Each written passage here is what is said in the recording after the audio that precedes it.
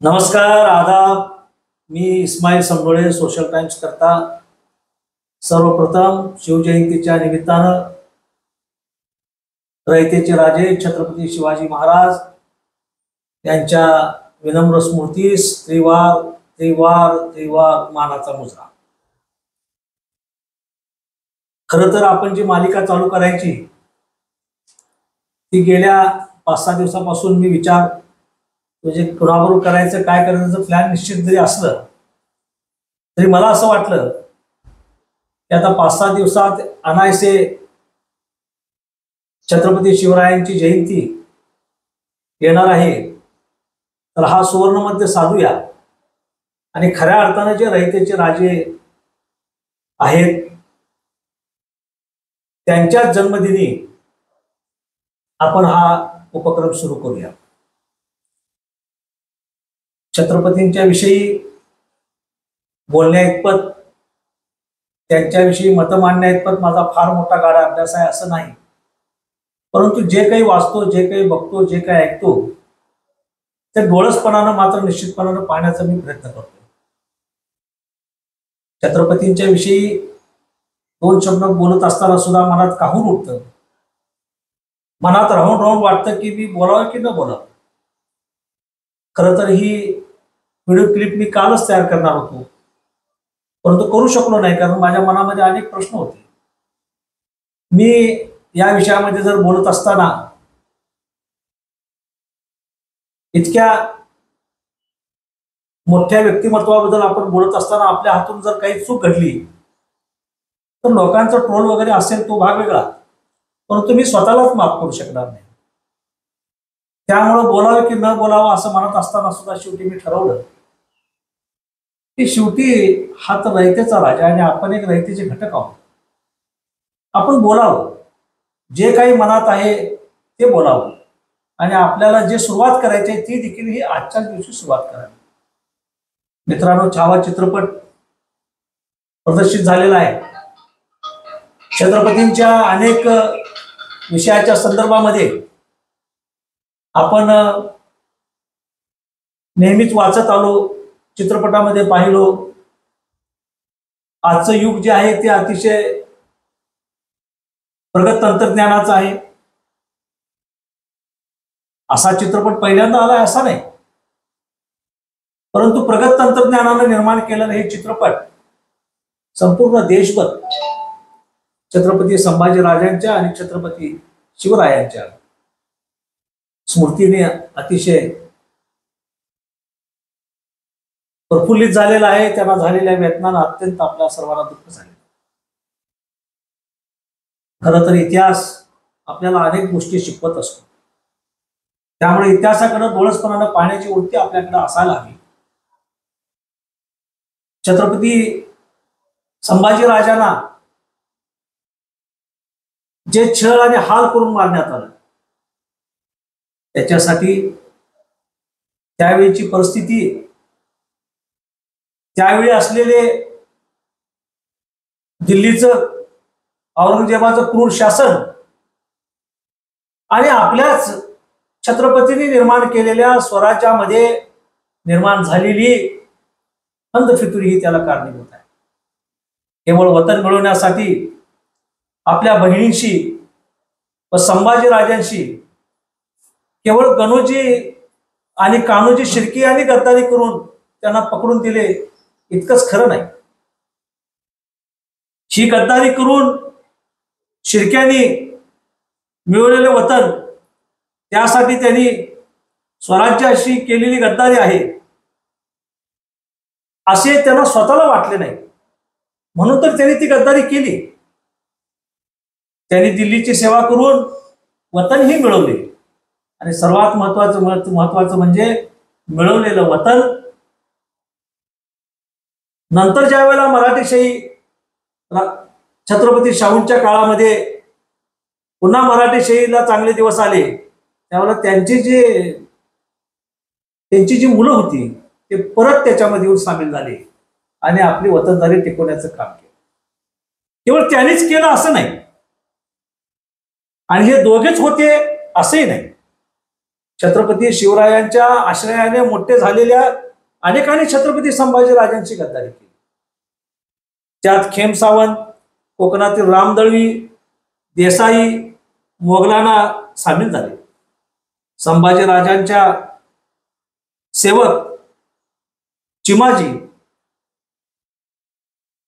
छत्रपती शिवाजी महाराजांचे मेहुणे बजाजी निंबाळकर यांचा मुलगा महाजी निंबाळकर, संभाजी महाराजांचा आणखीन एक सेवक शेख इब्राहिम, शिवाजी महाराजांचा मुंशी असलेला काजी हैदर, सांगली जिल्ह्यातील डफळापूरचे पाटील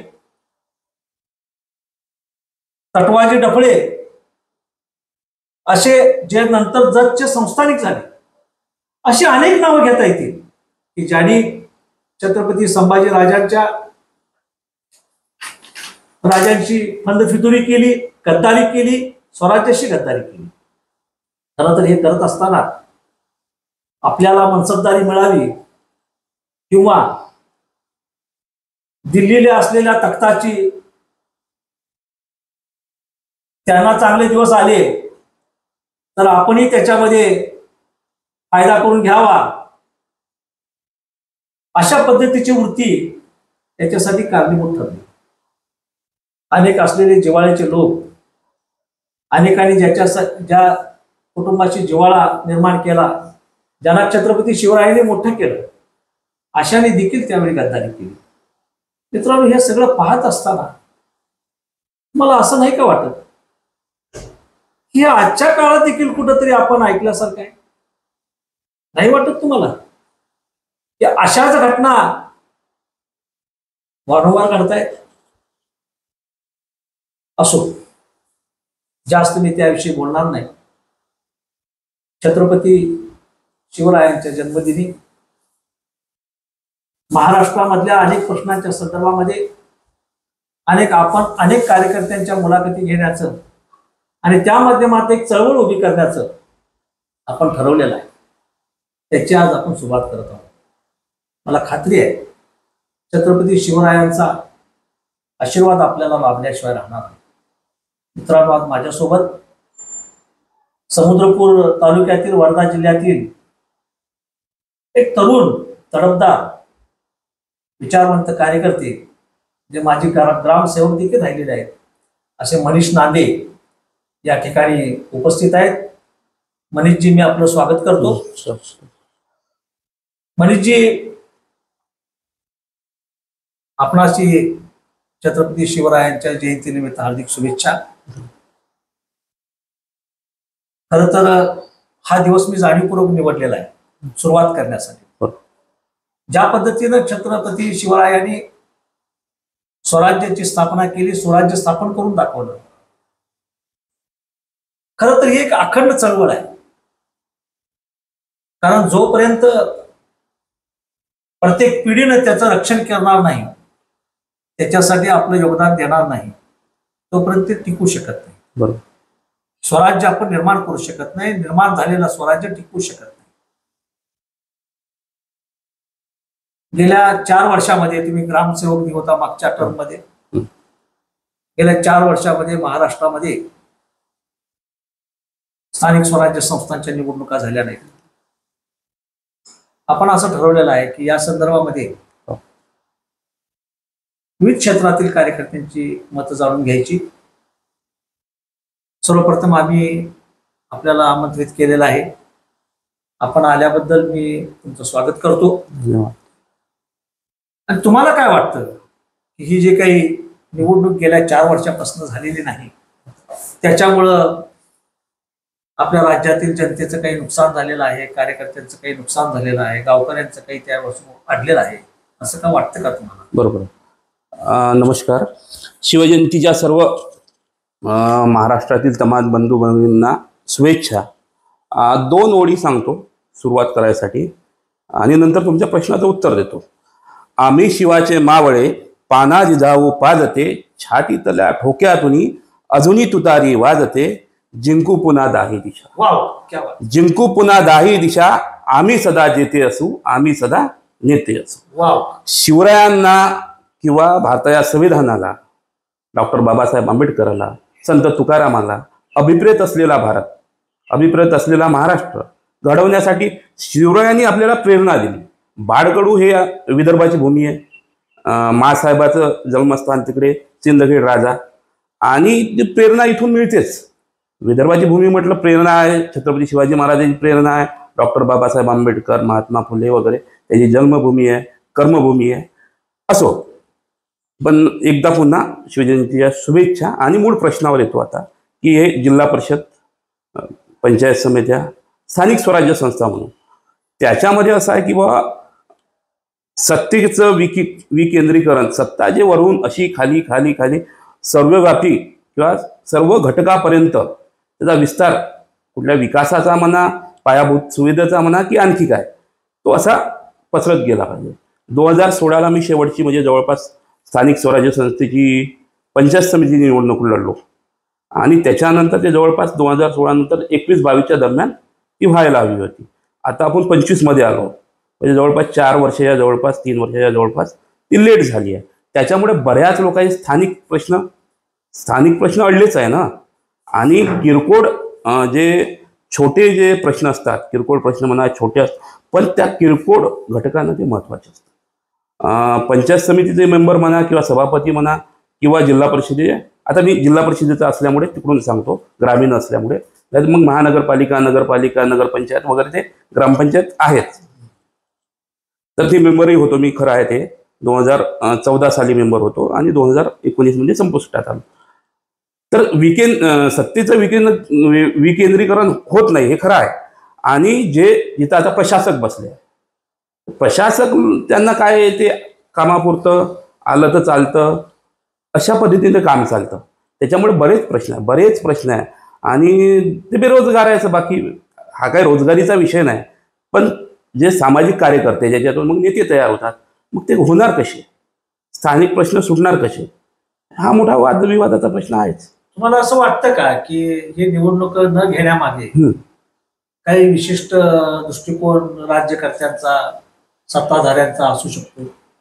महाराष्ट्राची जर आपण पार्श्वभूमी पाहिली, तोडाफोडीचं राजकारण वगैरे, शिवसेनेचं, राष्ट्रवादीचं जे झालं, त्याच्या आधी एक अशी सुप्त एक चर्चा होती की मुंबईच्या महानगरपालिकेची पूर्ण रणनीती आखल्याशिवाय आताचे जे सरकार आहे, तसं ते निवडणूक आयोग स्वतंत्र आहे, पण ते आता परिस्थिती पाहिली तर आपल्याला ते लक्षात येते. ते बोलायला हवं की नको, कारण न्यायालयाची व्यवस्था आपण पाहतोय. हे तर फास्ट ट्रॅक कोर्टात निर्णय व्हायला पाहिजे. कुठले हे जे पक्षफोडीचे वगैरे, कोणाची कोणता पक्ष आणि कोणाचा कोणता पक्ष, ते जाऊ द्या. तर आता मुंबई महानगरपालिकेची निवडणूक देशामध्ये महत्त्वाचा दगड भाजपसाठी किंवा इथल्या सर्व राजकीय पक्षासाठी आणि लोकांसाठी. तर ते त्यांचा सर्वात मोठा डोळा तो मुंबई महानगरपालिकेवर आहे. तिथले ते 9,000 कोटी तरी काहीतरी ठेवा त्याच्यावर आहे, आणखी मोठ्या मोठ्या संस्था आहेत त्याच्यावर आहे, असं मला वाटते. आणि त्याच्याचमुळे ती थांबली, जाणीवपूर्वक. 1,00,000 कोटीच्या दरम्यान आहे. हां, ते आकडा कमी जास्त होऊ शकते, पण त्याच्यामुळेच ते थांबवल्या गेली आणि जाणीवपूर्वक थांबवल्या गेली, असा माझा स्पष्ट आरोप. माझा दुसरा एक प्रश्न असा आहे आपल्याला, की ह्या ज्या काही निवडणुका होत नाही, त्याचा आमदार खासदारांना काही दुःख होत नाही का? नाही, आता ते याच्यात कसं आहे, स्थानिकमध्ये रिबन कापाचा जो कार्यक्रम सुरू आहे आता, जे सर्व सरकार जे आहे वर दिल्लीपासून इथपर्यंत, तर ते सर्व शोबाजीत सरकार आहे. रिबीन कापणे हा एकमेव विषय आहे. तर ते पंचायत समितीचं निधीतून काम असेल, जिल्हा परिषदेतलं असेल, आमदाराला रिबीन कापायला मिळतो, खासदाराला रिबीन कापायला विषय संपतो. आणि मग त्यांना जर त्याचा ॲडव्हान्टेज मिळत असेल, त्याचा फायदा होत असेल, तर कशाला, म्हणजे जिल्हा परिषदवाले माजी मेंबर वगैरे त्याच्या मागे आहेच. भाऊ कसं होणार, कसं बस लागते, निवडणूक लागते, हे सुरू आहे, हे चालू राहणार. म्हणजे सर्वसाधारणपणे तुम्हाला असं म्हणायचं आहे की ही निवडणूक न होण्यामागं जसं अनेक आर्थिक कारणं, बाकीच्या गोष्टी, निवडणुका, राजकीय उद्देश त्याच्यामध्ये जसं आहे, तसं जे लोकप्रतिनिधी आहेत, मोठे खासदार असतील, आमदार असतील, किंवा त्या पदावर बसलेले मंत्री, मुख्यमंत्री असतील, यांचं त्याच्यावरून काही अडत नाही, अडत नाही, किंवा त्यांचा फायदाच आहे. फायदा आहे. कारण या सगळ्या गोष्टीचं इनडायरेक्टली हो. त्याच्यावरती प्रशासन म्हणजे सर्वसाधारणपणे जर पाहायला गेलं तर जर नगरपालिका असतील हो. तर नगर विकास खात्याचं त्याच्यावरती अनुशासन राहतं, बरोबर. त्याच्यावरती त्यांची चालतं, ते त्या मंत्र्याचं चालतं. बरोबर. तसंच जर ग्रामपंचायत जिल्हा परिषद असतील तर सर्वसाधारणपणे ग्रामविकास मंत्र्याचं त्याच्यावरती चालतं, म्हणजे पर्याय ना सत्ताधाऱ्यांचं चालतं. बरोबर. म्हणून तुम्हाला असं वाटतं की त्याची फारशी गडबड केली जात नाही. बरोबर. मग मला पुढचा प्रश्न असा विचारतो की किती दिवस चालणार, आपण त्याच्याविषयी काही बोलायला नको काय, काही करायला नको का, तुम्हाला काय वाटतं? बरोबर. नाही, लोक बोलत आहे, ज्याची राजकीय महत्वाकांक्षा आहे ते बोलत आहे. पण शासक म्हणून बीजेपीतले जे लोक आहेत त्यांचे ते कार्यकर्ते कुरकुर करत आहे. जिल्हा परिषद ज्यांना व्हायचं आहे की ज्यांना जे करायचं आहे ते कुरकुर करत आहे. बरं, ते मेहनतही करतात, असं नाही की दुसरे लोक मेहनत करतात, वेगळे पक्षाचे करतात, पण तेही करतात. सर्व आपापल्या पद्धतीनं लोकांशी संपर्क, लोकांचे छोटे मोठे कामं, किरकोळ जे असेल ते करायचा प्रयत्न ते करतात. पण त्यांनी फार सिरियस घेतलं नाही या गोष्टीला. कोणी बीजेपीच्या शासनानं म्हणा किंवा मग त्यांचे जे काही आका वगैरे असतील त्यांनी फार काही सिरियस घेतलं नाही. आणि त्याच्यामध्ये मला वाटते का त्यांना इंटरेस्टच नाही जोपर्यंत ते. मी मध्ये थोडस तुम्हाला इंटरप्ट करतो. त्याचं कारण असं की आता तुम्ही 2-3 वेळा बीजेपी म्हटलं, ठीक आहे, परंतु मग इतर जे विरोधी पक्ष आहेत, मग शिवसेना असेल, राष्ट्रवादी असेल, म्हणजे विरोधातली किंवा काँग्रेस असेल, बरोबर, हे त्यावर काहीच बोलत नाही, त्याच्यावरती आंदोलन करत नाही, त्याच्यावरती रस्त्यावर येत नाही, त्या संदर्भात काही मांडलं जात नाही.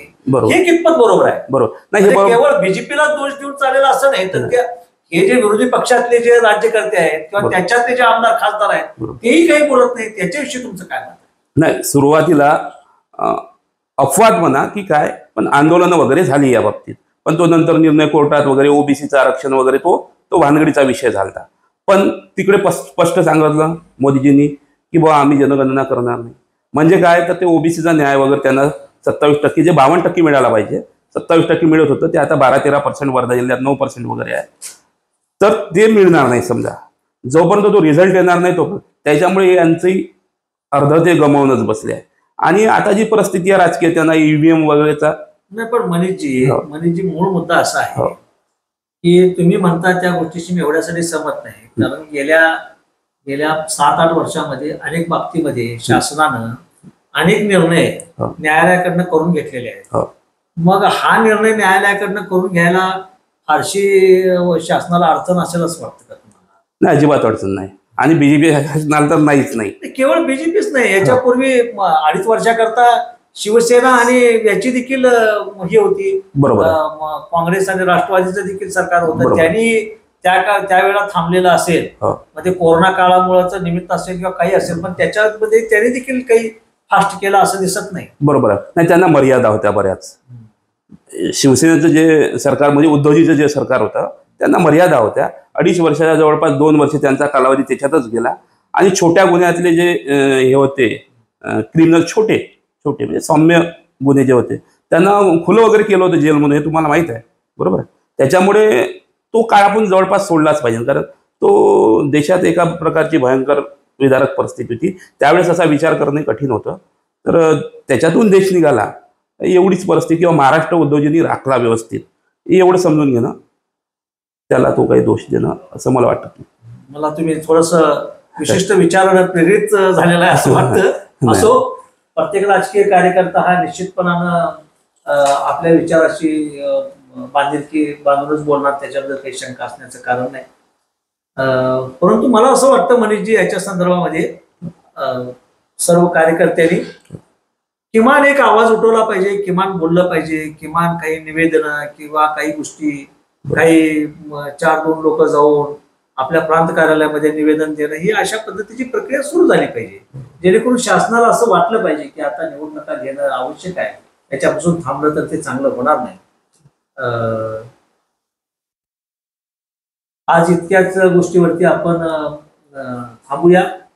पुन्हा एकदा छत्रपती शिवरायांनी ज्या पद्धतीनं या महाराष्ट्राला घडवलं, स्वराज्याची स्थापना केली आणि आपल्याकरता एक मोठा वारसा सोडून गेले, त्यांच्याकरता म्हणून, त्यासाठी म्हणून आपण ते करण्याचा किमान प्रयत्न करूया.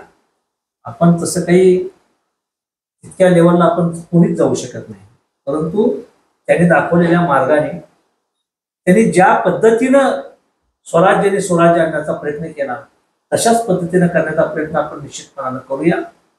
जे काही आपल्याकडे तुटकी साधनं असतील त्या माध्यमातून करूया, आवाज उठवण्याचा प्रयत्न करूया.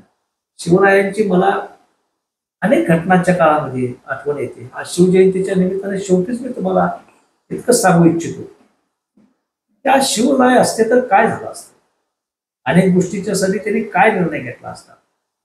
मन हेलावून जातं. आजच्या लोकशाहीमध्ये बलात्कार करणाऱ्या सोडून दिलं जातं. शासनाचा आदेश काढून सोडून दिलं जातं 15 ऑगस्टचं निमित्त घेऊन, आणि त्याच्यानंतर मग कोर्टाकडून आल्यानंतर पुन्हा त्यांना अटक होती.